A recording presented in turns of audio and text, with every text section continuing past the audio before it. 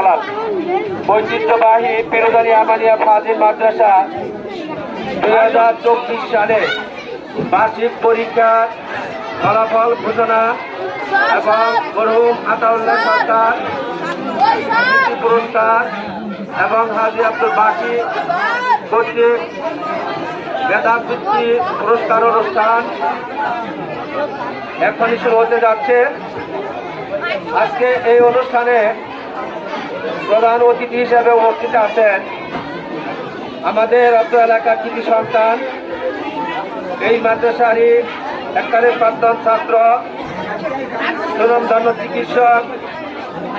মাদ্রাসার গভর্নিং বোর্ডের সাবেক সদস্য ডাক্তার দেওয়ান আব্দুর রহিম।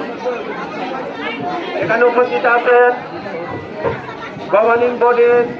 সাবেক সদস্যবৃন্দ, উপস্থিত আছেন